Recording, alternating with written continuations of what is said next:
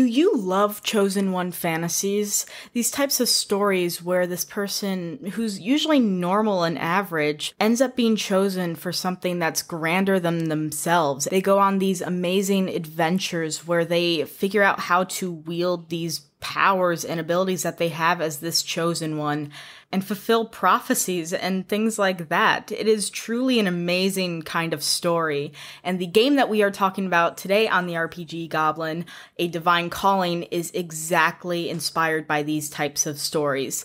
More specifically, Percy Jackson meets Glitter Hearts, which is really, really amazing, and I'm really excited about it. A Divine Calling is all about playing these kids who are in high school, and you are chosen by gods to fight against the void who is trying to take the gods down.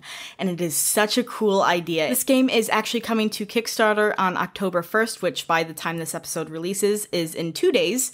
And I am so very excited. So if you want to hear all about it and exactly what this game entails, please listen to this episode where I bring on the creator Krystal to talk all about it with me. So I think that's enough of me talking. Let's get into the episode. Welcome, everyone, to the RPG Goblin, a TTRPG podcast that makes learning these games fun and easy for you. And I am the host, Willow. I am the resident goblin and the one who asks all the questions because I'm obsessed with these games. And in today's episode, we are going to be talking about a new game coming to Kickstarter, which should be releasing either around the time or after this episode. I need to look at the schedule, so fingers crossed, I'm right on that. But it will be releasing around that time, and it is called A Divine Calling. And this is totally the first time that we're talking about it, and I can't wait to hear all the things and talk about it again, I'll be honest. And so for our guest in this episode, we have the actual creator of A Divine Calling, Krystal. Krystal, would you like to introduce yourself and what you do and where people can find you? Hey everyone, my name's Krystal. I am also known as Ginger Geek Gal on social media. You can find me over on Blue Sky. You can find me on Twitter there using Ginger Geek Gal 56. I also am the creator and owner of a small new indie publishing company called Ginger Gal Games, which is going to be the people who will be releasing A Divine Calling. We are all about diversity and inclusion. We believe that everyone deserves a seat at the table, and we're about bringing our games to the masses. Oh, that is amazing. I love that so much. And so the game that we are going to be talking about, Divine Calling, is that the first game that you are, creating but also publishing? Yes, Divine Calling is our first game. In A Divine Calling, you play as a high schooler, and you have to survive high school while also helping save the world, and doing this with the help of a god who has chosen you to save this world from an ancient cult known as the Void, who threatens to plunge the world into total chaos by killing and destroying all the gods. Yes, I still love the concept so much. It makes me so happy, especially since I remember totally not saying this before, that this is like the perfect game for my table, and so I'm so obsessed with it. And when is A Divine Calling coming out for everyone that is listening and would like to get it for themselves? It will launch on Kickstarter on October 1st and run until October 31st. If you back on the first day, we are going to have some discounts, and we will also be continuing to upload community copies for those who might need to save a little bit of money. We'll be doing 5 community copies for every physical copy bought. That's amazing. Again, I love the accessibility with like wanting people to play the game, and so making it available for all these people. Yes. Absolutely fantastic. And so before we get into talking about Divine Calling, since that's, the big thing, I want to talk a little bit about your TTRPG history and experience. What games have you played? How long have you been playing? I'm just curious. So I really got into tabletop through the LARP world. So in college, my friend was like, "Hey, you like vampires?" And I was like, "Yes, I like vampires." So I ended up joining a LARP for Vampire the Masquerade. I played a Toreador who was a newscaster. Think Nancy from King of the Hill without adultery, but very much Nancy from King of the Hill. She was Southern, she was blonde, she used her looks and all this stuff. It was a great time. Oh, I At the same time, that game, anytime it rained, we moved to the tabletop version. So Mhm. we would all sit around and roll dice. That's really how I got started. I then moved on to D&D the next year. My friend was like, hey, you play that vampire game. Come play D&D. The first thing that ever happened to me, I rolled my die and I backflipped into a fire and almost died. Nat 1, it was horrible. And from there, I just started playing D&D and Vampire. I've played almost all the World of Darkness products at this point. So I've played Werewolf, I've played Mage, played Vampire. I very much love the 20th anniversary editions of all these games, Mhm. but there are some rules from 5e we do include most of the time. And then I've obviously played D&D. Once I joined the tabletop space, though, and was like, hey, I'm really into tabletop. Tell me what's out there. Oh, the plethora of games I have played since. The Kids On series, we've played Monster of the Week, we've done Glitter Hearts, I've read Thirsty Sword Lesbians a billion times, but never played it. I've done a billion solo journaling games from Itch. And overall, now that I'm a game designer, I buy games at like the hundreds. I just buy games. I back every Kickstarter and I buy games because I'm always interested to see how these games work and how they run and how I can implement rules similar into my own games and how their games can inspire me to write and be a better designer. Absolutely. I love that so much, and I very much feel the feeling of back every Kickstarter, buy all the games. Any Yes. bundle on itch, that is mine now. Very much so. That's how I ended up with Lancer. My Oh, friend plays really? Lancer. I am a huge mech person. That's like my anime genre, like Mhm. my little guilty pleasure anime genre. And so that's how I got Lancer, and I love Lancer. I Oh, want to Lance play a is mech so game good. so bad. I was like, we could play Mech Glitter Hearts, and everyone told me no. And I was like, okay, I'll just be Sailor Mercury then. What do you mean, no mech glitter hearts? It's perfect. But there's rules for it too. I was like, guys, There the rules are are right there. literally the rules for mech glitter hearts and also like the gem like Steven Universe glitter Yeah. hearts as well. Like those are perfect. Why wouldn't you want to play those? We ended up almost playing gems. I was like, I will be okay with this because I also love Steven Universe, but mechs, guys, come on. It would be so cool. I've It heard would be though perfect. fantastic things about Lancer. And though I'm curious, so you started out with LARPing, Mhm. and so how was the experience going from, LARPing to an actual tabletop role-playing game? I think I got very lucky because again, I went from LARP vampire to just tabletop vampire. Mhm. When we built our characters for LARP, we built them as if we were building the tabletop characters. Mm. Um, So I already had the sheet and everything, which, from my understanding, that's not how you do LARP usually. I could be wrong. Don't quote me on that. I've never played a LARP for Vampire other than this one that I did in Mhm. college. However, I'm very interested in starting my own LARP here in the DFW Ooh, Metroplex. Um, we'll that see. would be I'm awesome. a very busy person, but I like to keep adding things to my plate. My Oh, wife I'm so complains about glad. it all the time. But I got very lucky. So going over to tabletop was very easy, and then I felt like going from vampire to D&D was pretty easy. At the time, we were playing 3.5, so again, it was a little crunchy, Mhm. but there were way less dice to roll, so that was helpful. That's Um, so and fair. then moving to 5e and D&D, everything got much easier. I love 5e, honestly. I think it's so accessible. It's so much easier to understand. Not that 3.5 and 4 were bad or anything. There are some things from 4 we still keep, like group skill checks and things like that. Mhm. No, baby, go away. Sorry, my cat is All good. determined to sit on my laptop. But it was very easy. And then moving from D&D to different systems like Powered by the Apocalypse and Cypher were easy as well. I like Powered by the Apocalypse because it's a 2d6 system. Everyone has 2d6 lying around somewhere, even if it's in their Monopoly box.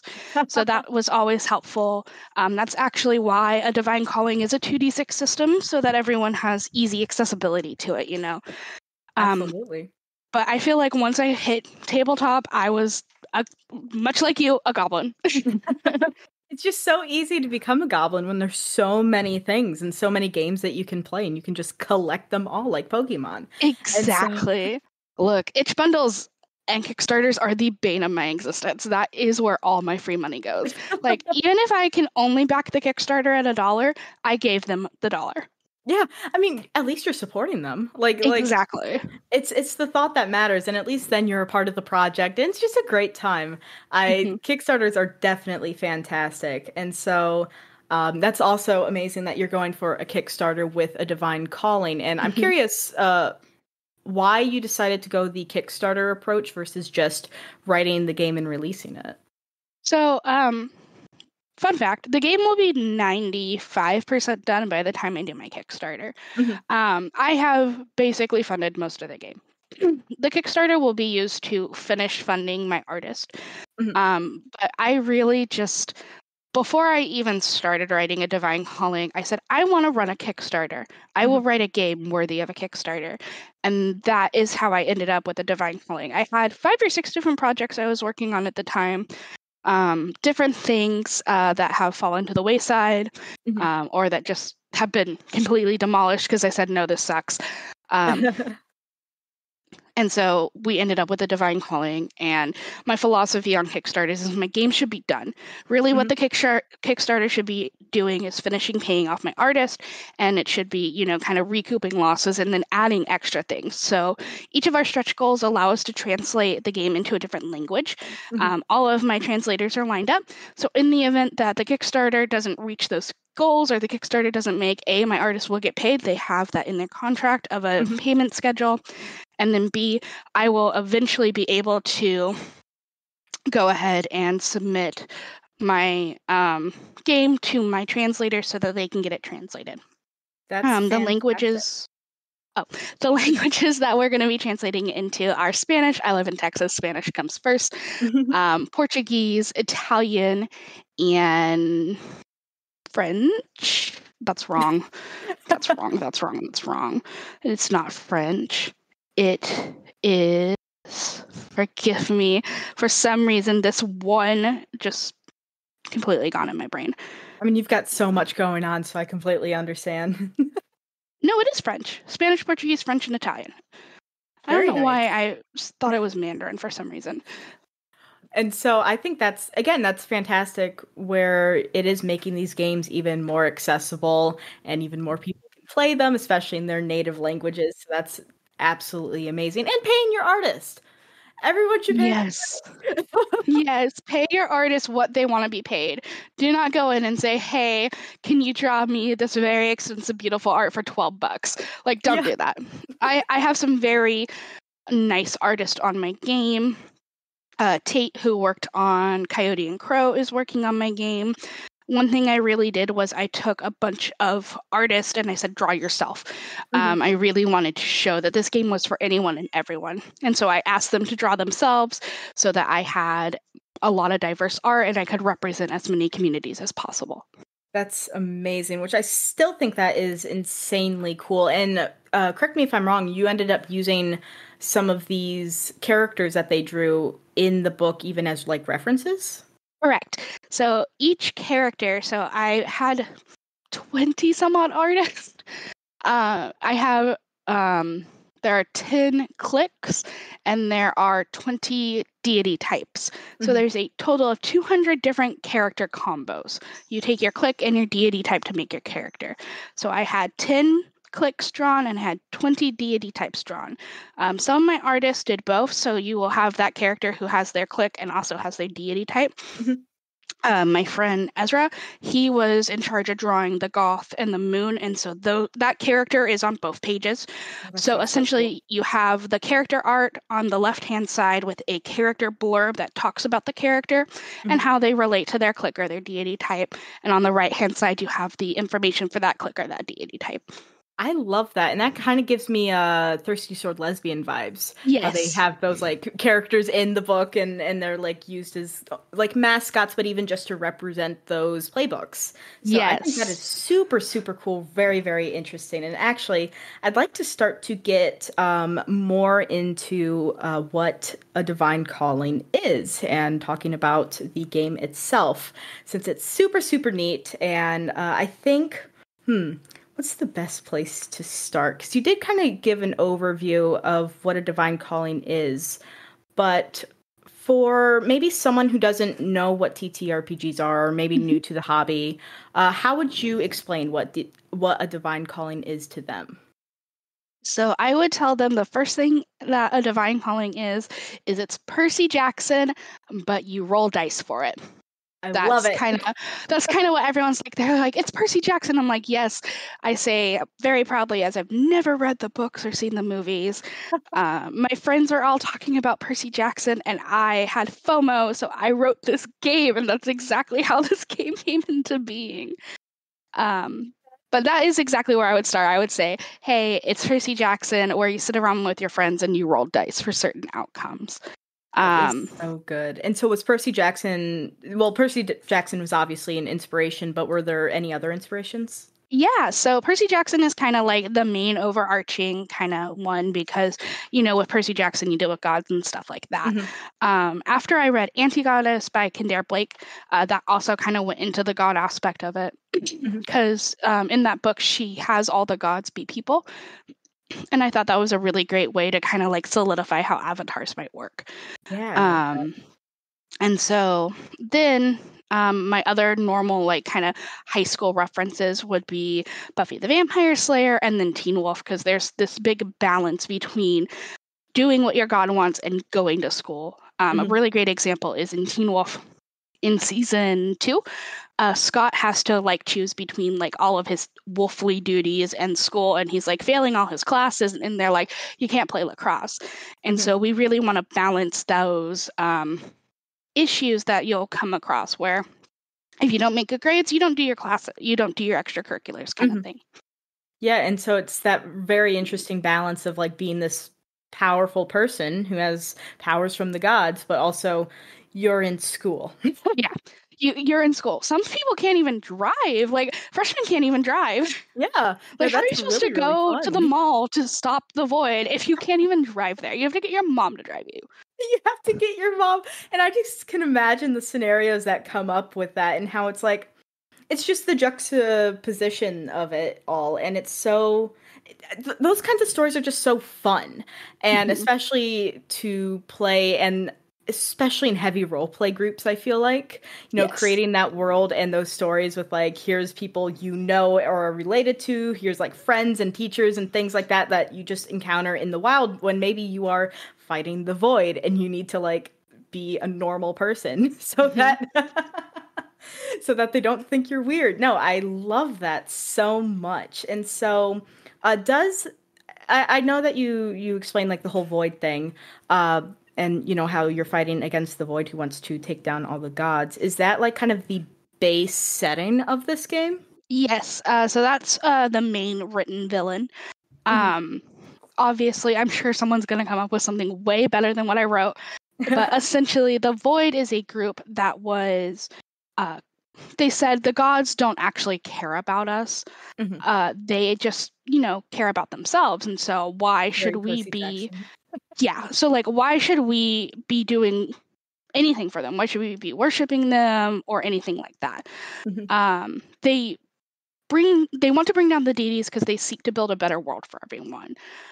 They're kind of this like shadowy organization, and they want to just kill the deities. They don't plan in any sense to ever kill a character. I thought that was very important to put in there. Hmm. They are trying to kill the deities, not the character. And there's mechanics that essentially have them sever the deity from the player so that they can kill the deity without killing the player, because I just thought that was rude. Like it's so horrible to like have to be murdered, and I was like, Yeah. no, this game's lighter than that. So Yeah, that's no, how we ended up. I like that a lot. And so anyone who wants something a bit more lighthearted, not, I mean, high stakes, because Mhm. yeah, the gods are going to get destroyed, but not high stakes when it comes to your own personal character that you end up having like more of a personal connection. While I don't Mhm. think that character death is a bad thing, I like embracing it when the story calls for it. Not everyone likes it. And so having that option, I enjoy a lot. Yeah, and like there are obviously options for character death. There's Mhm. like you could go to 0 hit points. Like you can run a combative game. I've written the rules so you can do both, Mhm. combative and purely story driven. But if you like go to 0, there is a thing called the Blessing of the Gods, where your deity essentially brings you back at full health, but now you have to go do a task for your deity. Yes, and I like that as well, which gives, you know, the same vibe as, I mean, Percy Jackson is Greek gods, but like even just like the Greek mythos in general and like Mhm. mythology, where you have to do things for these gods. Like it's not just like, oh, here's free power. Like Exactly. there is a price to using these things and them doing these favors for you, which I think is really, really interesting. And when we didn't talk about this before, I remember really enjoying when you shared some of the mechanics that tie into that. But Mhm. I would like to talk about that, but first, I think that I'd like to start to cover character creation and Yeah. how that works and the different steps that people have to go through for that. Yeah, so kind of the first thing you're going to do in character creation is obviously you're going to name your character, you're going to give your pronouns and stuff like that. Hmm. But you're going to pick the two main things that are going to define your character: your clique, which defines who you are in your normal everyday life, and your deity type, which defines who you are as your kind of chosen one character. I love it. There are, as I said, 10 different cliques you can choose from. Each of these cliques give you a bane and a bonus. Hmm. So, for example, our popular kids get a +2 to social, but they have a bane called paparazzi, Hmm. because essentially, popular kids, everyone's got their eyes on them. If they Hmm. fail a sneak roll, they get a negative to their next sneak roll. And with this being a 2d6 system, that is a huge bane. Yeah, for sure. Oh my gosh. Yeah. So and then, like I said, there's 10 of them. So you've got things like you've got your nerd, your fine arts kid, your jock. One of the ones that everyone is super excited to see that I put in was weebs.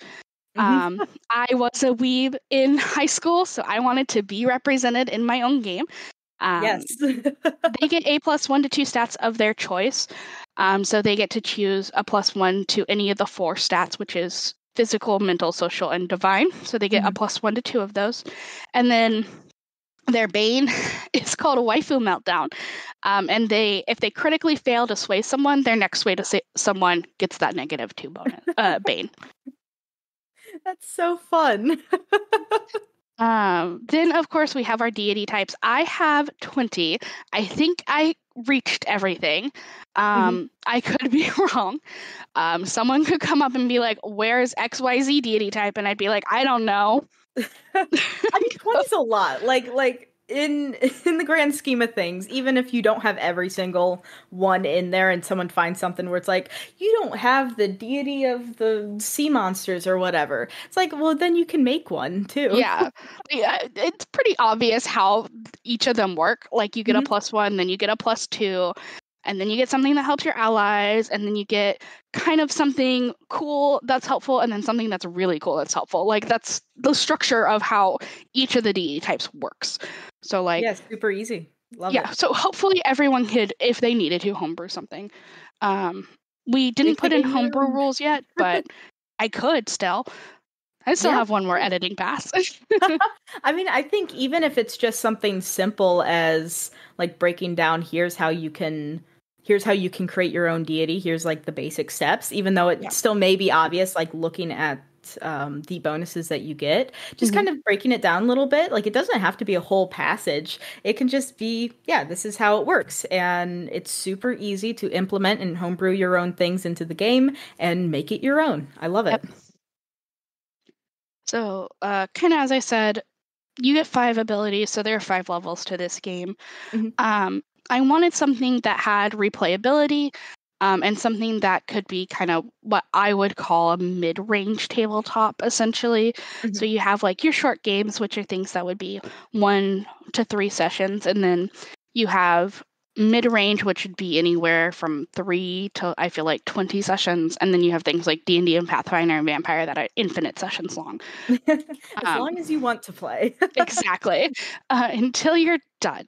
But with a Divine Calling, I kind of wanted to be something that you could sit down with your group and do over like the summer, maybe, things like that. Yeah, I love Something that. small and fun, very like in my brain, glitter heartsy. Yes, it Monster does. of the Weeky, things like that. It definitely does give me some of the glitter heart vibes, especially with going for the like, what I guess not archetypes, but how you have like your clique and your deity. How Yes. Glitterheart has its own archetypes that aren't followed, like they aren't following a playbook style like most Powered by the Apocalypse games do. Yeah. Which I find really interesting, and I'm curious why you went that route versus making playbooks. Yeah. So before I started working on a Divine Calling, I hadn't played Glitter Hearts. I hadn't actually played a game that was powered by the Apocalypse. So I didn't really know that I could hack it.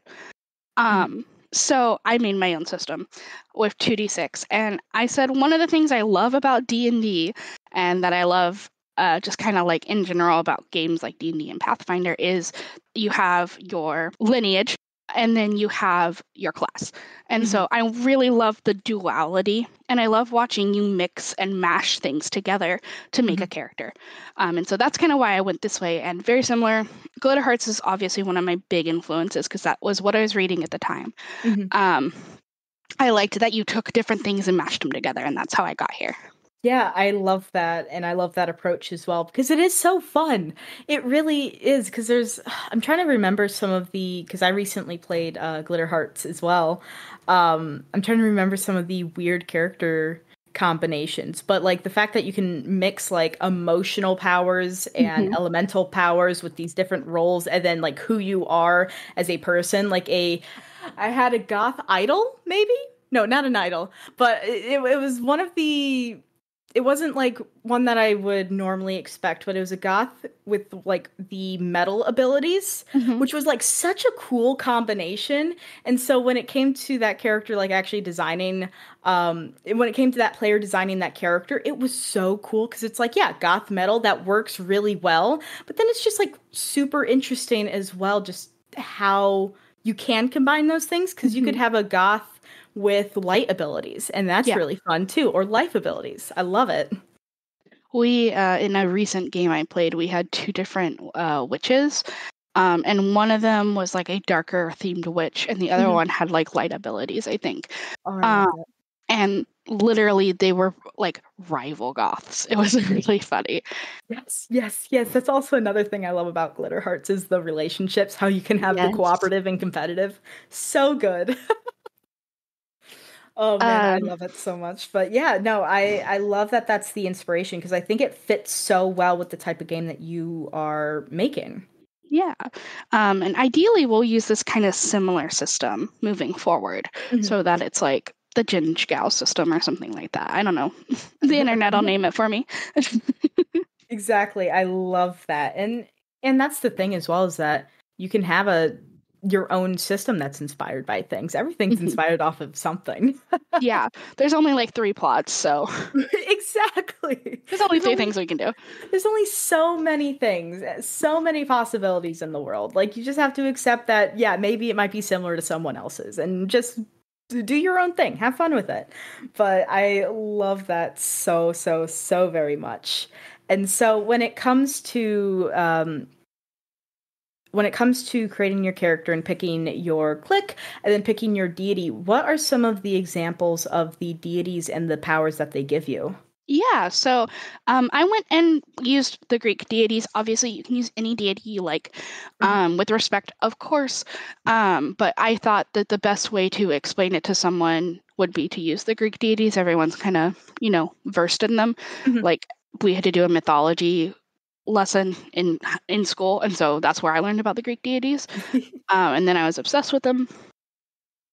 So, an example I have just the one I pulled up in the PDF because that's where I scrolled to, is the hearth. So the hearth is your connection to your home. It helps you heal and bolster your allies. And my example, obviously, is Hestia. It gives you 5 abilities. So your first one is called Chef. You get a +1 when cooking. Location knowledge, as long as you're in a location you have a +2 to evade, because you can run away very easy. It's like when you turn the lights off in your house and you walk back to your room. Very similar. You go as fast as you can, you don't look back. Exactly. And you do not run into anything. Oh, exactly. We have the third ability, which is home field advantage. As long as you are in a location you and your allies have a +2 to defend and a +1 to flee. Food for the Soul gives you, upon a successful divine roll, divine is one of the categories. To activate some of your abilities, you have to make a divine roll. So upon a successful divine roll, you can infuse healing into your food. And then anyone who eats it can roll a d6 to heal. And then we have Sanctuary, which is their big ability. Upon a successful divine roll, they can designate a single room no bigger than a living room as Sanctuary. Only people you allow to enter may enter this room, and skirmishes, which are combat, cannot happen in this room. And healing is always at the maximum in this location. I love that so much. That's so good. Yep. So we have like hearth, we have like art and creativity, and then obviously we have like death and war. Obviously, war is going to be very skirmish focused. So I do caution anyone who wants to play a war deity type to talk with their lore weaver, which is our DM or GM or whatever, and be like, hey, is my character going to be useful? Because if you're running just a purely social game, that character will not be very useful. Yeah, and I love that there are so many abilities that focus on narrative or non-combat situations where it's like, the healing and being able to, and just like fun things like cooking. Like it's those small things that enhance, like, what this character is and kind of the idea around what the god is, and you don't need it all to just go into combat and have every single ability be combat focused, because that's not the focus of the game. I love it.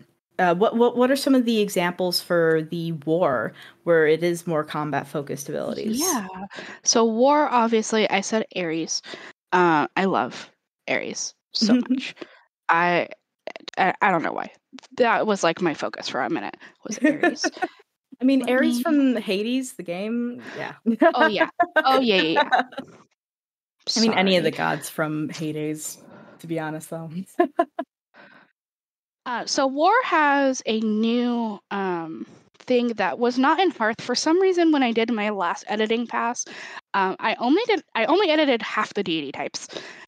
I stopped after a point. I was like, oh, I did them. No, that's not what happened. So for war, obviously, war deities often seek out hosts who tend to approach situations head on and are able to keep themselves safe while also keeping situations under control.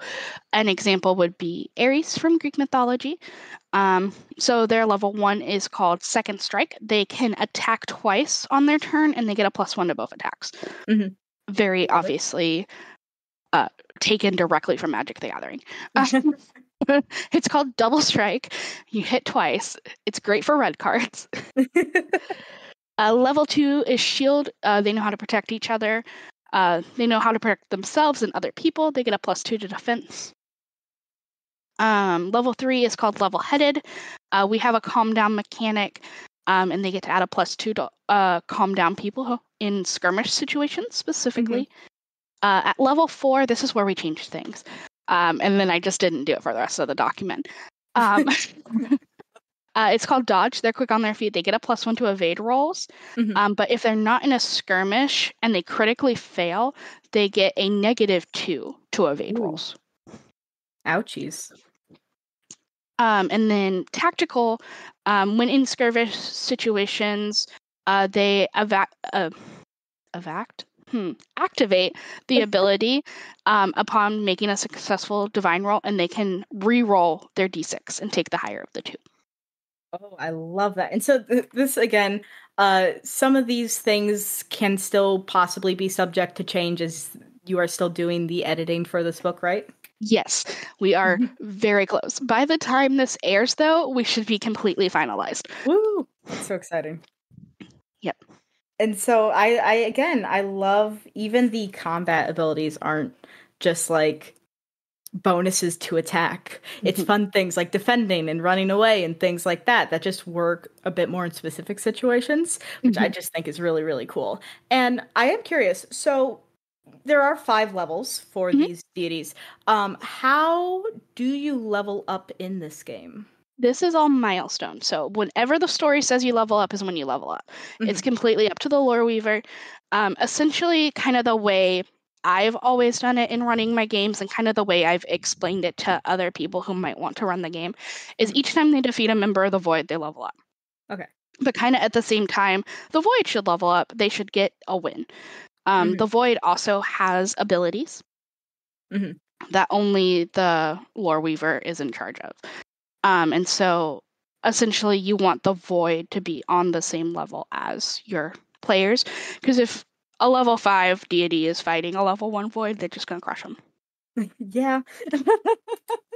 For sure. That I mean that makes sense. You keep things up so that everything also stays interesting. You Mhm. know, you don't want to just have easy fights all the time, and having there actually be stakes and progress is really, really important. Mhm. Especially with like, your gods are at risk, the ones giving you these powers. Mhm. It's absolutely wild. And so how do you kind of balance both like the void making progress and also having the characters make progress without it seeming like it just neutralizes itself out? Yeah, usually kind of like when I was running it and what other people who've run it have done is like essentially you have 5 stages that you have to stop the void at. Hmm. Um, in the first stage, you stop them, but XYZ still happens. So, Hmm. like, essentially, um, you manage to stop the people in the woods, but the people in the gym still did what they needed to do. Hmm. You had to like divide and conquer, and only one could compete. Yeah. So one area still got away with it. Um, and then just stuff like that, like you can't be everywhere at once kind of situations, allowing them to level up the void in the background helps. And then it's also kind of this fun kind of thing that's like it is still happening. Hmm. You are making progress and you think you are helping, but things are still happening around you, which is definitely something that kind of happens in those chosen one books, Yeah, for like sure. Katniss can win the Hunger Games all she wants, but President Snow is still going to be a horrible person. And he's still going to do all these horrible things that she cannot stop because she's too busy dealing with X, Y, and Z. Exactly. And oh man, I love that a lot. And so then you have to like balance, and that's where again it becomes even more interesting where it's like balancing your relationship with your deity, Hmm. balancing the fight against the void, and then balancing your own personal life. And so there's so much to manage that I think naturally even the players aren't going to always be right on top of Hmm. whatever the void's going to be doing because are other moving parts. I love that. Yeah, because if you have to go to detention, you have to go to detention. Mhm. And yeah, maybe you could breakfast club it and like sneak out and have an epic adventure, but like you could still get caught. And when you get caught, you have to go back to detention, and the void could succeed in that moment. Exactly. And it just makes these really interesting stories. And that's where it's like super fun to find out what happens when you play it. And I'm also curious because I remember we talked about this before. Uh the relationships between the deities and the players, or not the Yes. players, the deities and the characters. How does that work and how do they even get introduced to the deity? So we have what is known as the dream. So Mhm. essentially, for session 0, after you've made your character, you will sit down with your lore weaver and you'll have what is known as the dream. The dream essentially is you're sleeping and you have this dream. Mhm. In the dream, you will be introduced to your deity. Your deity is going to tell you who they are, what they want from you, why you should listen to them. Mhm. And it essentially kind of gives the characters their introduction. It also allows the lore weaver at that time to establish the like personality of the deity. Mhm. And then when they wake up, they will have what is known as like the gift. The gift essentially is something that allows you to communicate with your deity without being asleep. A very popular choice is for my stoners. They can hit their vape and they can talk to their deity if they have a successful divine roll. I love that so much. I gotta go talk to my god. Hit the vape. Yeah, no, the amount of times I've seen that be a thing, I'm like, I guess that's just standard now. If you're a stoner, you gotta hit your vape. I adore that so much. It's so fun. And so, and you say like that's how you communicate with your deity out of a dream. So you can communicate with them in the dreams as well still? Yes.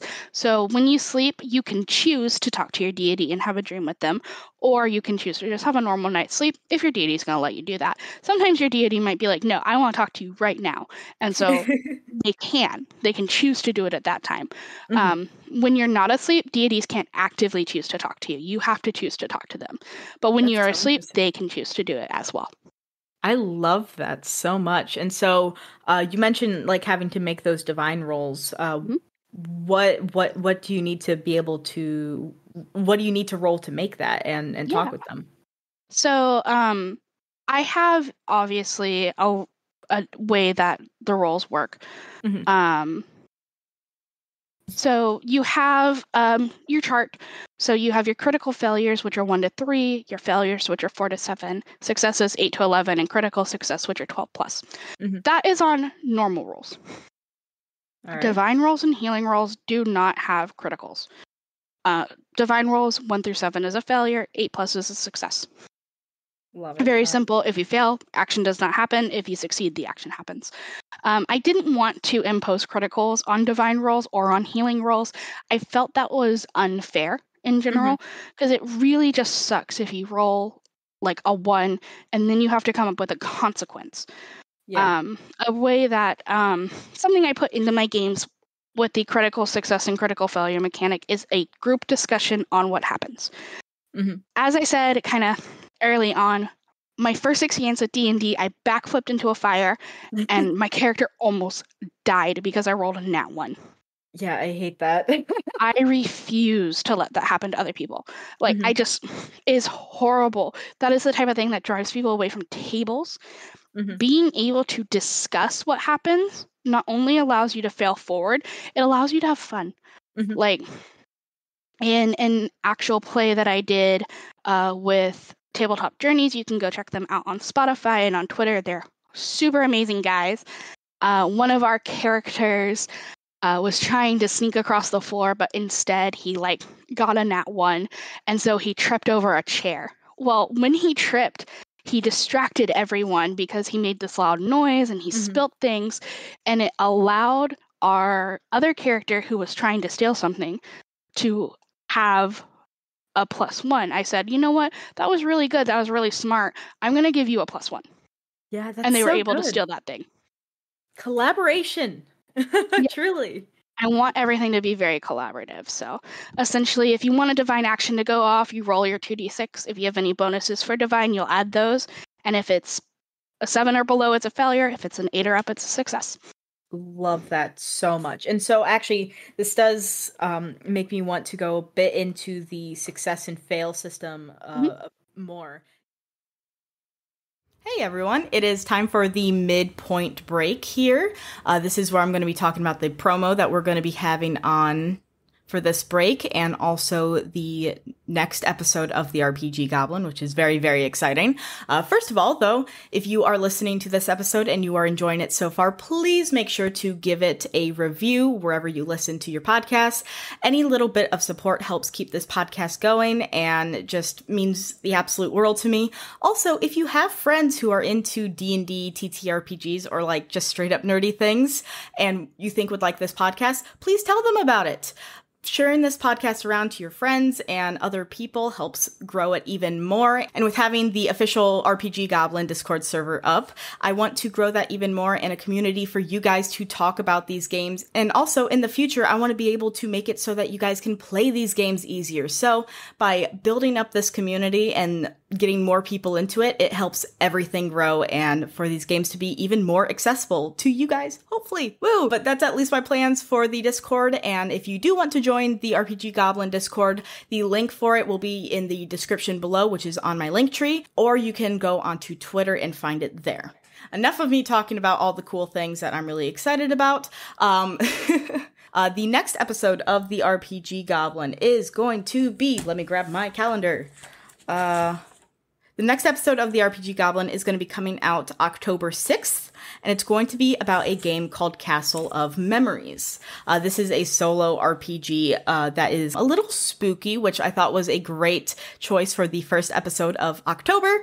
And I bring on Emily again to talk all about it. And if you've listened to Electric Bastion Land, Monster of the Week, it is the same Emily. And so I'm really excited for you guys to hear this conversation. And yeah, again, that will be on October 6th. So keep an eye out for when that comes out. I do want to say one more time before we get to the promo, A Divine Calling is a game that makes me really, really excited. I am so happy that Krystal came on to talk all about it with me. I can't wait for it to come on to Kickstarter, which again is going to be October 1st, and it is going to be coming on to Kickstarter, which is when you can back it and get the book for yourself, which is really exciting. So again, October 1st is when the Kickstarter is going to be coming out, and there is a link to it in the description of this episode for you to go check it out. Okay, time to talk about the promo. This promo is going to be for a new actual play show coming out called Bella's Comet. I am really, really excited because this show is going to be done by Grant, aka Game Master Monday, along with some amazing other creators, and they are going to be playing the Arc Doom system. I'll give you a little bit of a spoiler. The end of October, the 27th, is going to be an episode of the RPG Goblin coming out talking all about Arc Doom with Grant. And what I heard about this system and the show, I cannot wait for. So let's get to actually hearing the promo and what it's going to be all about. Some stories are epic tales for the ages, hours of content, sprawling narratives that pull you in and consume years of your life. This isn't one of those stories. Join the creators of Game Master Monday and Slay the Stars with a special guest from Lost Guide Games as they take you on a journey of hope and desperation. Using the Arc Doom TTRPG system, Bella's Comet is nothing like you've experienced so far. Because there's a twist. And the clock is ticking.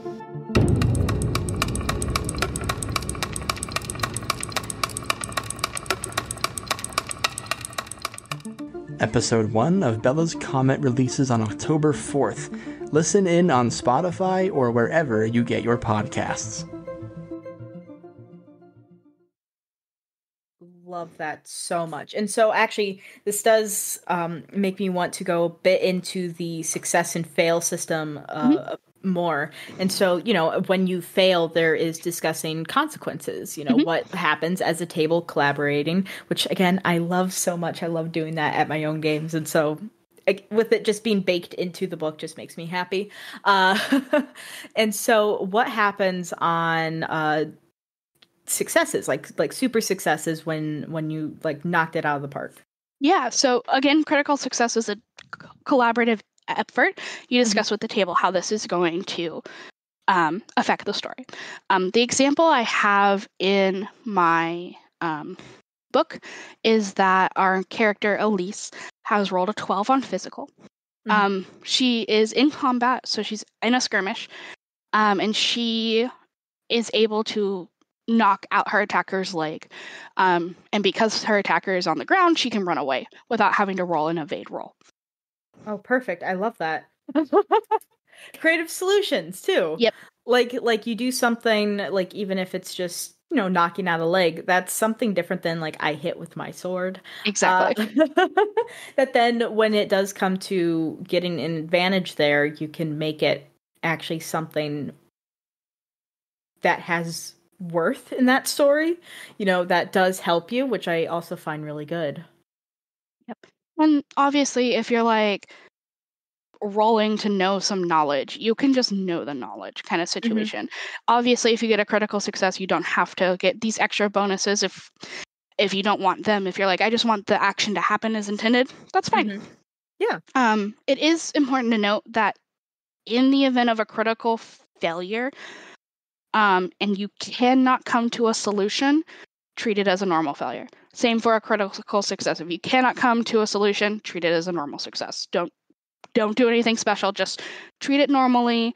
Don't make up any extra cool thing, or don't make up any horrible consequences if not everyone agrees.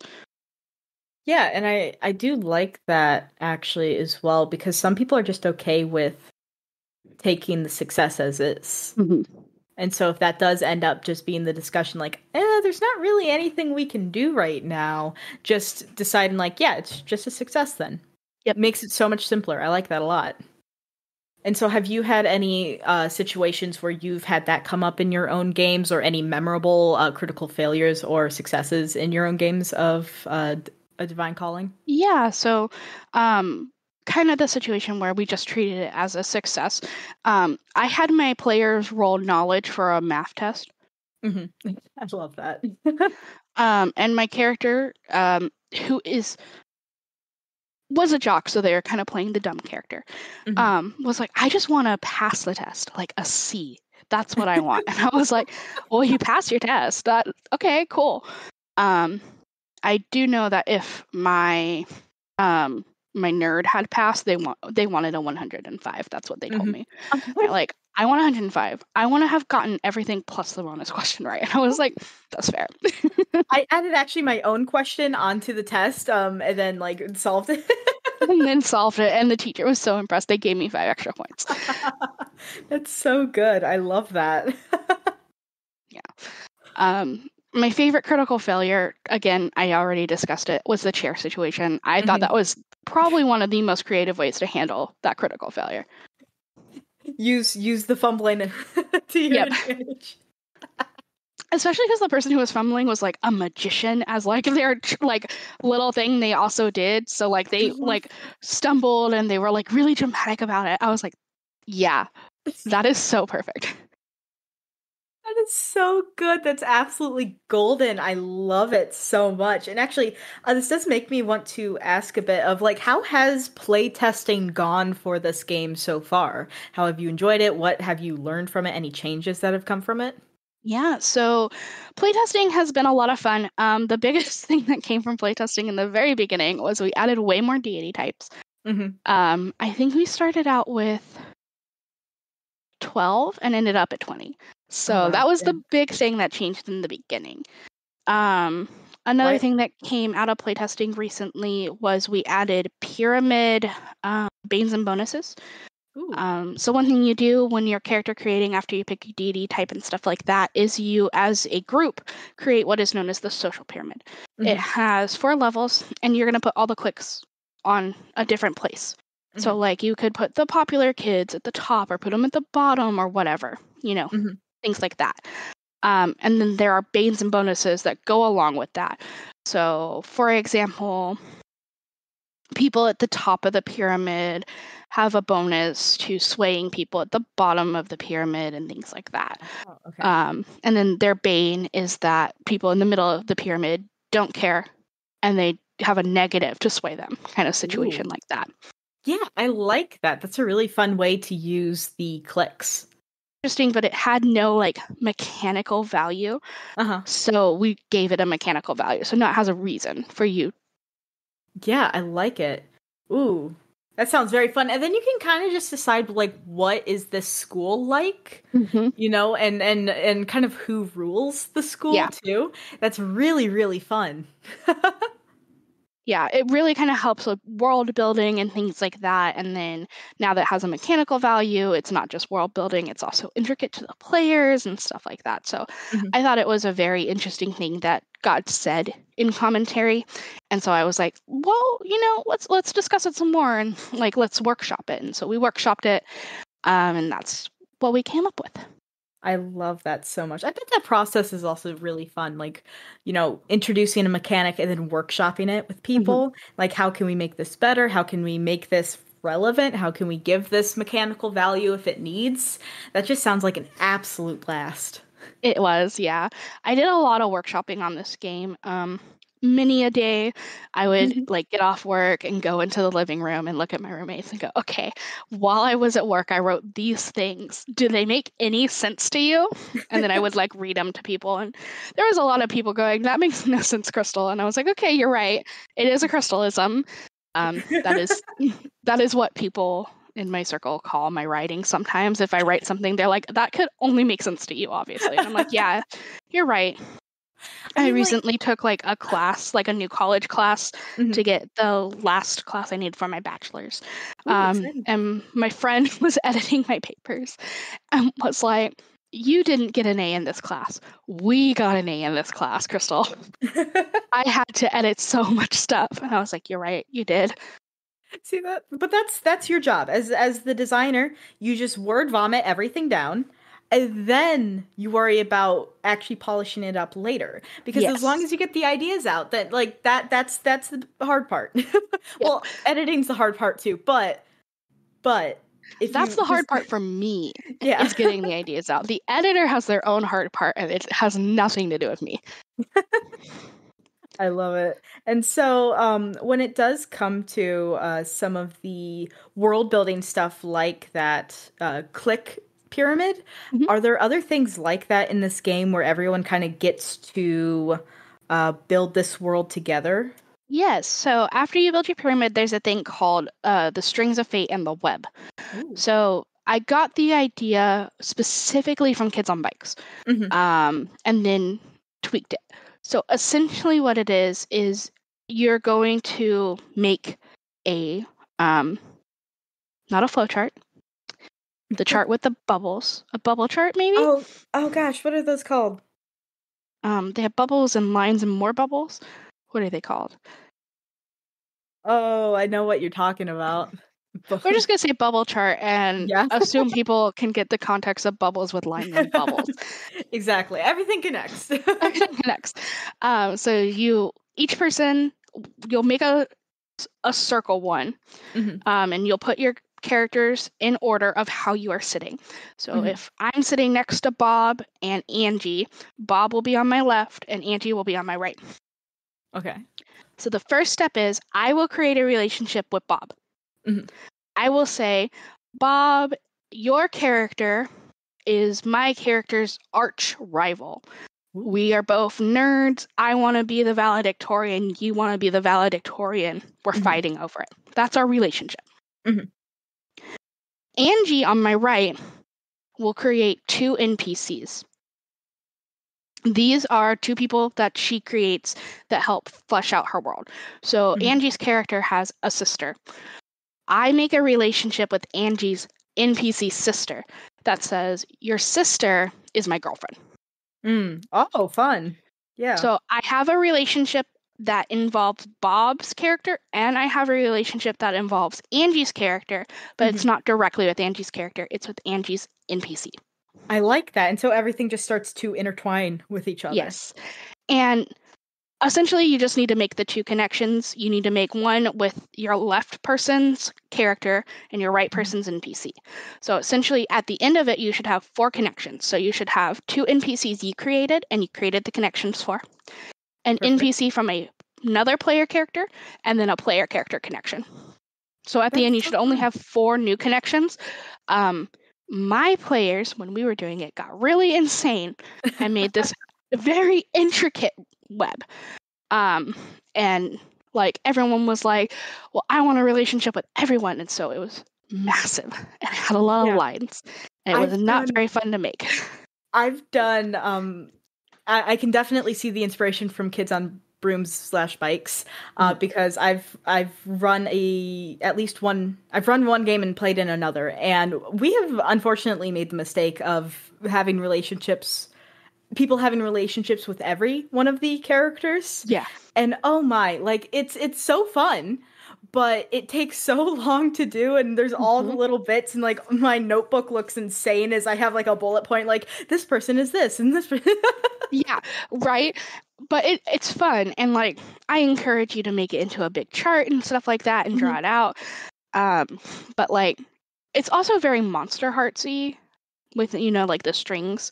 Oh yeah, I've yet to play Monster Hearts. I really want to. I read, so I watched Critical Role play it, and then I read through it. So that's kind of where I got that. In the beginning, I was marketing this as Percy Jackson meets Monster Heart, and then I was like, that's wrong. No, it's Glitter Hearts through and through. It's Glitter Hearts, yeah. It's very Glitter Heartsy. I love that. And so now that just makes me want to get Monster Hearts, and I'm just going to make a note for myself, Monster Hearts. It is good. So I've heard such good things about it. I just have not even looked into it, and yet I hear people say amazing things, and it's like, oh yeah, nope, that's right. And then I forget, and then I'm it's reminded okay. of it. It's you have so many things to read. I mean, as a goblin, you only have so much time in the day.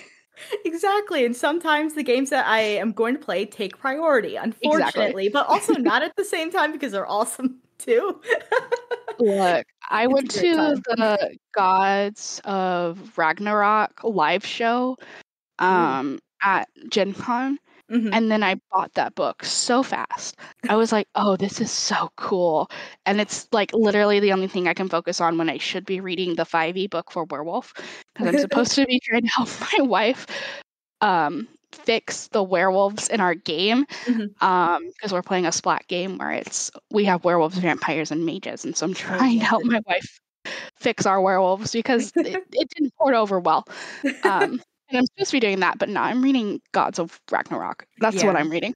Yeah, we know what's going to happen, and I feel that because I recently got Bunkers and Badasses, and I'm supposed to be reading Dragonbane, which isn't a bad thing because I love Free League, and so I'm always down to read any of their games. But then I'm like, but I want to look at the really fun and funny stuff in Bunkers and Badasses right now, right? But yeah, no, it's always a decision every time that I look at the shelf. I'm like, okay, do I read? Okay, I'll read Monster of the Week, I guess, because I need to do some prep. But again, that's not a bad thing because Monster of the Week's great. So I love Monster of the Week. It's so good. Again, one of my favorite rule books, probably. It's just it opened my TTRPG mind to be able to actually appreciate them and not just be a D&D person. Yeah, Monster of the Week was not my first non-D&D, non-World of Darkness game. I think it was my second or third. But it absolutely opened my mind to a lot of things, and it definitely is going to be a lot of the inspiration for my next game because of the game we were playing. That's amazing. Yeah, I love that, and now I'm so curious of what this next game's going to be. But I guess we do have to stay on topic at the moment. But so I am curious on the end of resource and reference tools for the game, for making learning the rules easier, having quick references for like here's a sheet of paper that has the basics of the rules on it, or here's 2 sheets of paper that have this or that for the lore keeper. Are you planning on having stuff like that for a Divine Calling? Yes, they are currently in the works. I have been working on them, and I just can't get them to make me happy. Like, I'm maybe on draft 7 or 8 at this point, and I'm like, why does it not make me happy? Oh no. I mean, if you ever need someone to look at them, I would be more than happy. I've had like 6 or 7 people look at them, and they're like, they're fine. And I'm like, it doesn't scratch. Brain not happy. What are you wanting to, I guess, what are you wanting to add to the reference tools? I feel like they're too vague. Like, I look at them and like, I did very similarly to Glitter Hearts, where they're like, you can write it down and then put the page number. And that's what I did. It's like, I kind of gave small blurbs for everything. I gave page numbers, but I was like, I still feel like that's not enough. And I think that's fair, though. I think that some of the beauty of reference tools is, even though I think they can be vague, and as long as they get the point across and tell you what information you do need to know, usually the GM is going to know more about it and is going to know for sure. So you can always ask them to confirm, and it just helps remember the rules and remember certain things, which is one of my favorite things with Powered by the Apocalypse games. When they have reference sheets, and I can use them to just remember what moves there are. Yeah. And so it's like, all right, even as I haven't had a chance to be a player in a Powered by the Apocalypse game yet, but as a player, it's also really helpful to know what you can do. And so when my younger siblings in here for when we play Monster of the Week, and they're looking at the thing and they're like, oh man, this person's really injured, they can look at the rules and see there are healing. There are rules for healing, and exactly how that is interpreted or the exact rules is not usually on that piece of paper, but knowing that they have that ability, that's great. And then that's up to the GM to either interpret them in their own way in that moment, or to actually look it up and see like, oh, what are the rules of healing? Yeah. And so I think that's fair to almost be like, man, I want them to be clear. And so now I'm really curious what they look like. They're very it's a little piece of paper that's got 4 squares on it. And then each square kind of talks about a different thing. So, because I have kind of like a small little bit of an explanation for all the different types of physical, social, mental, and divine in each of the little squares, and they're like, here's what you can do with each of them. I love that. Do you have a thing on like combat and stuff? I do not. I need to kind of finish working on that one, because you can use all of those moves in combat. I ended up recently writing out how each of those could be used in combat. So I found that very helpful. So it's a process. I was like, I think I was talking to you the last time we spoke, and I was like, oh, reference sheets. Oh no, I need that. So it's been a process. That's so fair. And so I think that's great though, like, you know, being like, yeah, that is something that I do want and need, and taking the steps towards it, even though it's frustrating. I think that's fantastic though. And I'm very, very excited to see them. And also the best thing too is I feel like the reference sheets are one of the things that you can wait the longest on of like actually finishing, because you can still have the Kickstarter go through and you could still be working on the reference sheets. Exactly. Yeah. Like the goal is to be 95% done by the time the Kickstarter starts. 'Cause like, I want to have a quick backing. I want to get it out to my to my backers as quickly as possible. But like, I told everyone February is when everything will be delivered. That's the like end all be all hopeful delivery date, you know? I mean, that's, especially with like November bad. And like with Thanksgiving and Christmas and all that stuff. So that's not a bad, it's not a bad timeline, honestly. I've seen, and that's always the tricky part. I mean, this is not a Kickstarter conversation, but also I love hearing about it. Because it's so easy to look at Kickstarters that are like, all right, we're going to fulfill now. And then they don't realize that they made the project so much bigger and they didn't do everything beforehand. It's like, oh, wait, we can't actually reach that goal. We have to push back a month or two. And even though there's no shame in that, and as long as they're being transparent, hell yeah, do it. You know, a good game is what everyone wants. So take your time on a good game. But knowing that you have plans and you have the plans to like have everything about 95% complete by the time the Kickstarter goes up, and most of it being just paying the artist and just getting it started. And you're also doing like physical books too, right? Yeah. So I already have my designer working on everything. I've been paying them in installments as well. They'll be fully paid. So the Kickstarter doesn't affect them. But physical copies and stuff like that, we're planning to use the evil Amazon for distribution, because I have a book on Amazon already. So I will already have the like stuff that I need. I already know how to work it. The people who do Color My Quest were the people who advised me to use that one because I already know how to use it. So yeah, I mean, that makes sense if that's where it's like, you know, knowing where you're comfortable and where you can promise a certain quality of product too, like being comfortable and having references from other people. I love that a lot, because that, at least in my perspective, if I was listening to this, since Kickstarters can always be risky, if I was listening to this, I would feel more confident about this Kickstarter, because I know there's this work and care being put into it, and that, you know, I feel comfortable using this because I have experience. I love it. Yep. Yeah, and we are planning to upload PDFs, obviously, to Drive-Thru, Itch, different platforms so that it can be given. I'm planning to have a full color, full everything PDF, a text-only PDF, and a large print text-only PDF. Oh, perfect. I've been working with my people who have e-readers to make sure that my text-only version works on e-readers. That's very important to me. I have a lot of friends who use e-readers, so that's very important to me. And then I have a couple friends who are 100% blind who use them, so want to make sure that they have access to my game. That is amazing. Hell yeah, I love that. I cannot champion that enough. I cannot scream about it loud enough. Please make e-reader friendly text versions of your games. Just do it. It's so easy. You have one already. You had one. Just copy paste, make it a PDF, upload it, test it. Adobe has the software. If you have Adobe, they have accessibility software that helps you. Just do it. It's so easy. It's the easiest way to make games accessible. Just do it. Oh yeah, I love that. Just do it. Let everyone make your dreams a reality. Yeah, yes. Let your dreams be dreams. Amazing. This is fantastic. And I cannot say enough how excited I am to see this book too, because I've seen the work in progress ones that you've sent me, and they already look great, and I'm so excited, like, just reading the rules, but like to see everything laid out and like the art and just all of that, I cannot wait. So just my little blurb of how excited. To see it completely done. Like, I'm so excited.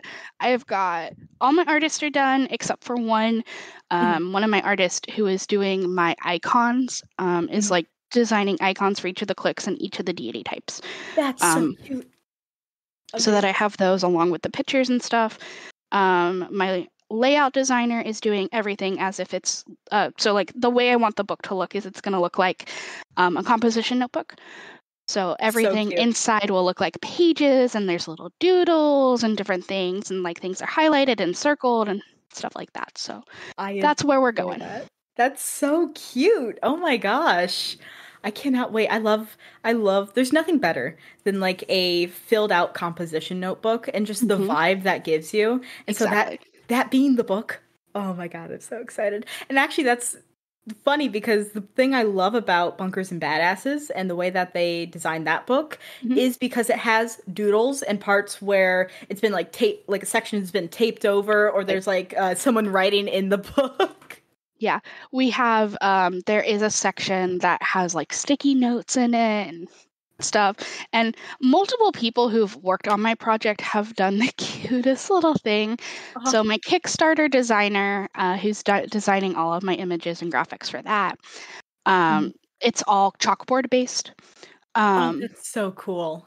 There's a little heart with an A and a K in it because my name's Krystal and my wife's name is Alana. And then there's a couple of them inside the book as well. And I was like, y'all know how much I love my wife. This is true. My favorite little nod that people have done. And I'm like, this is great. This is ideal. Everyone put that in every game I ever designed. This is amazing. I'm so excited. I can't wait for this Kickstarter to come out. Oh my God. Man, I'm just really, really excited. And it's been amazing. I mean, we're probably getting a bit close to wrapping up soon, but I just want to say it's been amazing to talk to you about this game again, because it's still so, it just like, there's just something about it that gets me, like, gets me personally, because it's a perfect game, I feel like, for my table, and I feel like it would be such a blast to run it, and it would be so fun to see those combinations and to have those roleplay scenes where someone's mom has to go pick them up, but they need to go to the library because there's going to be a void situation going on there, but the mom's like, no, you have to go home and get your schoolwork done. Like, that's just so cute. I love it. I, as like a player and as someone just in general who plays like games, board games and stuff like that, I love resource management. I don't know why. That's the thing I love. Like, I like playing spellcasters because it's resource management. I like playing Risk because it's resource management. So I built my game to be about resource management, even if it's disguised. That's the thing. That's what being a game designer I feel like is about. Putting what you love into a game and disguising it to be something everyone will love. Exactly.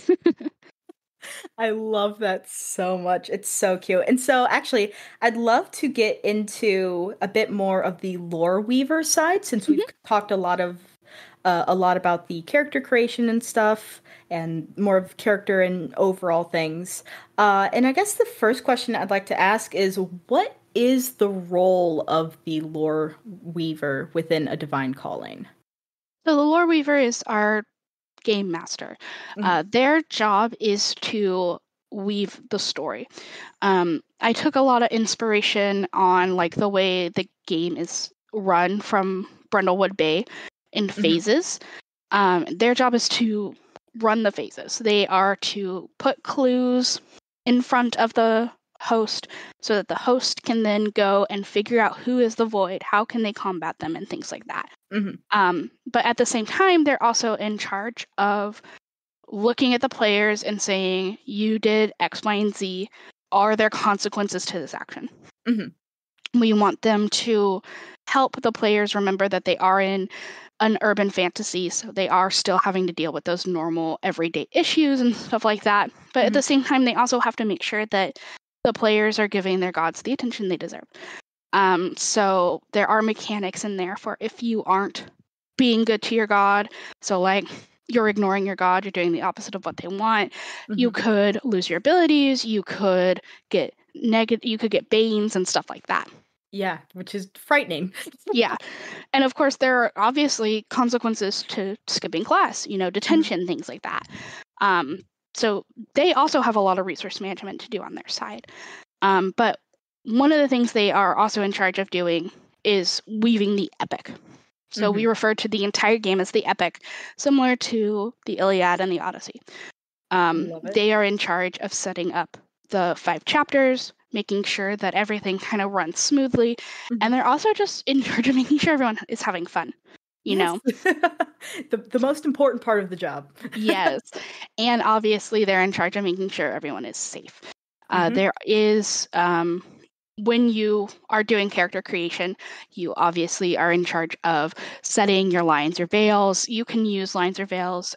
You can use the RPG consent checklist, or I have red light, green light in there, which is my system.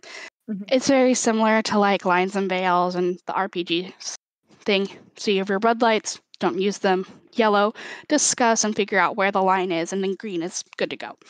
Absolutely. And I love as well, safety tools does make playing games with like complete strangers also more accessible to be like, make sure everyone's on the same page. I love that for safety tools a lot. Yeah, and I know that obviously having safety tools in my games is going to turn off some people so they don't want to play it, but that's fine. If you don't like safety tools, you are welcome to not play my game. Yeah.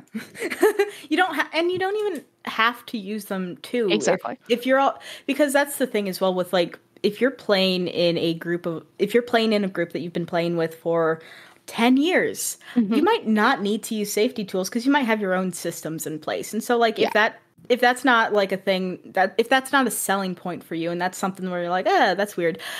I mean, for you, but for everyone else and for people who do want and need those tools, it works for them. And so let them live their life. Yeah. So like when I sit down with my group, I mean, every time I start a new game with my friends, I ask them to refill out the checklist because I want to see if anything new has come up. But if there's nothing new, we just move on. We already know. And also just keeping open communications too. Like if there is something that happens, just speak up. Just say, just come to me as the GM, or even if you want to talk to one of the players to bring it up too. That's good. Just keep open communication with your group, because that is very, very important, because everyone's playing TTRPGs to have fun and not to be in a crisis. Exactly. So I love that you do have that in there. And so when it does come to actually, there's another thing that I remembered that came to mind when you were talking. How you describe like planning out the 5 acts of the game. This feels so incredibly approachable as a GM when it comes to like setting up a story, because it can be really frightening to run something like a big, long narrative game in D&D. Oh yeah. And like have to plan out each of the things, and then if you don't plan everything out, like it might go kind of wild or might go off track, quote unquote. Like it can be a lot. And so where it's just like, yeah, there are 5 acts that you have to plan out, and even you don't have to plan them all out at the beginning too. I love that. Super, super approachable. And like when you were describing that, I was like, oh man, I love that. Thank I you. love that for all the games. I definitely was like, it needs to be very approachable because, again, I play World of Darkness games, and comparatively, personally at least, I feel like setting up a World of Darkness game is harder than setting up a D&D game. There, to me, feels like way more stuff about setting up D&D. World of Darkness obviously has their pre-built cities and stuff like that, but I don't like them. World of Darkness can sometimes be very problematic, so I just like to do my own thing. So like sometimes I feel like setting up World of Darkness is very hard. And so because especially when you have all that lore too. yeah, like my wife was starting our Splat game, which again is the like one where it's everything combined. And she was like, it's so hard. And I was like, it is. I remember when I first started Austin, it was very hard. And so I was like, you know what? I don't want that to be my game. I want it to be easy. I want it to obviously be like, here's how you do it. So that's why I really wanted a very approachable thing. And also this game, I want it to be beginner friendly. I want people to play my game. I want everyone to feel and love tabletop. So I want them to be able to come and say, this is a beginner friendly, easy to pick up, accessible game. Yes, I love that. And I can definitely feel that in the way that you're describing things and in the way and in the directions that you're going for it too. I adore it so much. It makes me happy as well, especially because I love right now I've been doing a lot of one-shots for my normal players, but even just some new people that haven't played many games in the past, or it's their first time playing a TTRPG. And it's so nice to just be able to have games that are simple and straight to the point. Like, you know, kind of what you're getting into already. Yeah. My game has short form rules. I wrote that in there. So there's long form rules and there's short form rules. So there's one shot rules already written in. I adore that. And actually that was going to be what I was going to ask next when I said that. I'm like, oh wait, is this good for long form or short form? Yep. And so I'm guessing it's preferred like to play it the way that it's intended and to its full capabilities. I feel like longer term that 3 to 20 sessions is probably ideal, but having the short form options, perfect, especially for me in a world where I can't spend all my time playing TTRPGs, unfortunately. And sometimes I need to just run some one-shots to try new games. Yep. Definitely. There are plenty of rules, and we are currently working on a one-shot that will be available for everyone to run. It's kind of going to be our ash can. It'll be available for free on my itch so that everyone is able to play it in October and decide if they want to back the Kickstarter or not. Oh, that sounds fantastic, and I'll definitely have to see if I can fit a game in of that. It's definitely very fun. The premise is you are in obviously high school. You are going to be playing a level 5 character. I've written out what happened at the other levels and exactly how you've gotten to this point. And essentially, you guys, the school has this big Halloween bash every year. And 2 people are crowned as the scariest people there. So they essentially are like best dressed, best costumes kind of situation. Love it. And it's so big, the people who win these awards get things like cars. Like, it's a big deal. Oh, wow. And the Void has stolen the crowns. And it is your job to get it back. There are rules for how to do it as a skirmish-based game, and there are rules for how to do it as a purely social game. So I should give everyone kind of what they want. That sounds like a great time. I definitely, again, will hopefully bully my friends into playing this with me, because that sounds like a blast. And it does make me, how you mentioned like there's rules for a skirmish based versus a social based. Is there really a big difference with running the game in those different directions from a lore weaver's perspective? There really isn't. Kind of the only difference is making sure that like your players know that like they have the option to talk their way out of everything, because like sometimes in D&D you play a bard and you never talk to anyone. Yeah. Sometimes in D&D you play a barbarian and you never fight anyone. So like letting your players know, hey, you have the option to never fight anyone. Hey, you have the option to fight everyone, gives them a chance to kind of really sit down as a group and be like, what do we want to do? And you can also obviously run a game where you fight and you don't fight at the same time. Yep. But there are options to just play story. There are options to just do skirmish. I love that, and I love having those options because it just keeps it open and also keeps that conversation as like a big thing that you should talk about, you know. And I've definitely had some with I think my D&D game that I actually recently killed. That was something that we didn't really talk about at the beginning, and I think that was a big downfall. Is that even though we were all pretty much on the same. Like, we all pretty much had the same idea of the kind of game we wanted to play. Our expectations still weren't completely aligned because we just didn't have that talk of like, all right, what do you want out of this game? Do you want to tell a big narrative story that lasts for like a year or more where you are going on this grand adventure? Do you want a more social game where you're in a smaller area and you're meeting the same NPCs and building those relationships? Do you just want to have random combats and fight things all the time?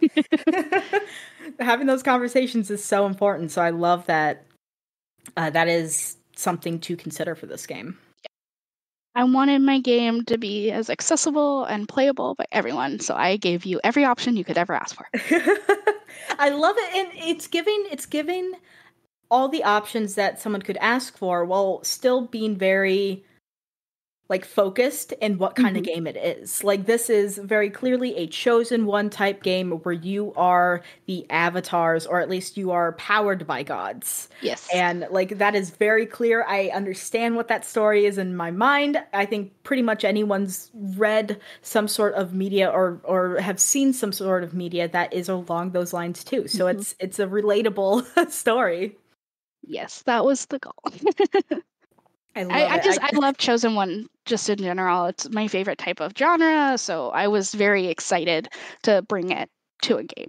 Yeah, it's so fun. It really is when you get to play, especially when it's like gods, because that actually it's so strange on the timing. For the game I just killed, that was a big thing in that game, is that they all had these connections and relationships with these deities. And so that was something I loved diving into. And so that's, again, why I think this game would be super fun for me to run, is because I enjoy that chosen one trope. As long as it's not just one person's the chosen one and everyone else is their lackeys, I think it's super fun. Yeah. And so when it does come to the lore weaver section in the book, is there any specific like advice that you give for them? Any like references and resources that you set up for like, here's what to expect in a game? Yeah, so I do give them a list of different like references. So Hunger Games, Harry Potter is listed, stuff like that. Teen Wolf, Buffy, and I say this is where you should look. This is where you should sit down and go, okay, what happened in these stories that I can literally pick up and put in my story? Steal from media. Steal from all the media. And then I have a very, very long section about how chapters are run and how you add clues and different things like that with examples. Perfect. The more examples, the better, I always feel. If exactly. You can literally say, like, and the whole book is obviously an example, but it is a story for the cover character. So the introduction is an introduction with Apollo and the character Elise, who is the character on the cover of the book. And essentially the book, as you read through it and you learn about different things, you learn about Elise and where she falls and how like her life goes and how it would work in the story. So essentially it kind of gives you a narrative to follow. If you were like, okay, I could literally rip the one out of the book and drop it here, and that's how you could do it. I love that though, because again, that reminds me of, I mean, there's a lot of books that do that where they put in references of like a play situation. Mm-hmm. But again, with Thirsty Sword Lesbians, I feel like they do, again, a very similar thing where they have these cast of characters. And so, like, you do get to kind of almost build this relationship and, like, build that story with these characters. Mm-hmm. And also, I think that's just a really cute way to go through the book. And does that mean, like, how you mentioned, with it being, like, a composition notebook, that there were going to be, like, doodles and things like that? Is that Elise? Yeah. Well, Elise is the one who wrote the book, essentially. I love that. That's so cute. It's so cute. I love it. I'm so excited for this book. I can't even. I'm very excited to see it all together. I'm just so happy right now. Like, we're getting so close. Like, the drop dead date is coming so fast, and everything is like coming together and being put together, and I'm obsessed with everything I've been seeing. Like, it is better than what I had envisioned in my brain.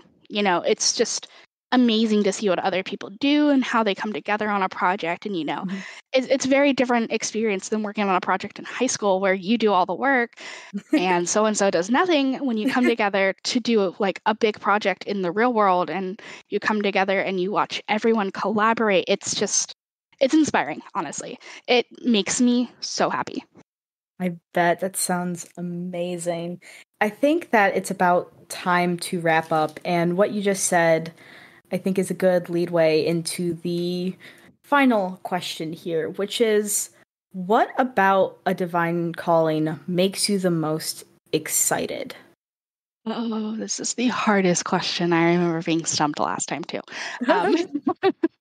I think the thing about, especially now as we get close to the end and we've got like the fully solid concept and we've got everything coming together, I think the thing that makes me the most excited is what stories people will tell. Hearing about the game from other people. You know, I can sit here and talk about the game all day, but it doesn't matter if people don't sit down and play the game. You know, I could have fun and put all this work into it, and it doesn't matter if people don't play the game. You know, going into my Kickstarter, I always said, I don't care. As if I make $1, I'm happy. I will be infinitely more happy to see what people say about my game, to see the fun that they have and things like that. And if people don't have fun, that's also okay. The game won't be for everyone. No game ever is. But knowing that people are going to sit down and have fun and tell stories is definitely what makes me the most excited about my game. I love that. That makes me excited. That makes me really, really excited, because the thought of being able to play your game and telling you about it and all of that, it's just really sweet, and knowing that that means something to you as well. And I think that's the best part of supporting indie developers too, is that you can actually like tell them, like, man, this game is amazing. You did an amazing job, and that is going to make their absolute like week. Yeah, because like if you tell the people who write for Dungeons and Dragons, granted some of the people who worked on Radiant Citadel would take everything to heart, but if you were to tell like Gary Gygax, hey, you made an amazing game, I don't think he would be as excited as I am. It's just so special. I love it so much, and it makes me so excited that you're making this game, because I can very much tell that you are excited, and this is something that fuels you. Like, this is something that makes you excited, and I am very much a person who gets excited easily, and so it's just like it feeds me, and I just feel like a puppy is like when like a dog's like family comes home and like they can't stop wagging their tail and all of that. That's how I feel about this game. I just am so excited for it to come out and to get a chance to actually play it myself. Amazing. And so I think, though, that is the best place to wrap up this episode. This has been fantastic. Thank you for coming on again and fixing the wrong that I did of accidentally deleting an episode. It's okay.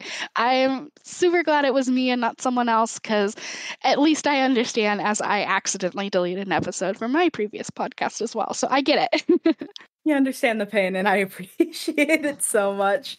But yeah, thank you so very much for coming on and talking about A Divine Calling. Again, everyone, this Kickstarter is going to be going active on October 1st. This episode will be coming out either before or after it, but it will be in that time frame, so you will be able to back it, and you will be able to check out the game and play the one-shot for yourself and all of these good things. And the link for that will be in the description of this episode, and all of Krystal's socials as well will be linked in the description of this episode. But for one final time, Krystal, would you like to say where everyone can find you and any last things that you would like to say about A Divine Calling before we close out? Of course. So again, my name is Krystal. You can find me on Twitter, Blue Sky, Tumblr, even though I don't use it, as Ginger Geek Gal 56. I'm very active on all of them, except Tumblr. I'm active on Blue Sky and Twitter for sure. You can also find information about my game company, Ginge Gal Games, on Twitter. Just on Twitter for that one. I haven't moved it anywhere else yet. And I hope that you come and enjoy and play A Divine Calling. You get to play out the actual happy parts of high school. You don't have to play the parts where you were awkward and you hated everything about it. You get to play it as an adult and say, this is what high school should have been. You get to play an idealized version of high school where you have magical god powers. Yes, the correct version, the way it should have gone. Exactly. I love that. And so, no, that is amazing. And again, all of this information will be in the description of this episode. And one final thank you to you, Krystal, for coming on. And thank you, everyone, for listening. That is the end. Craig.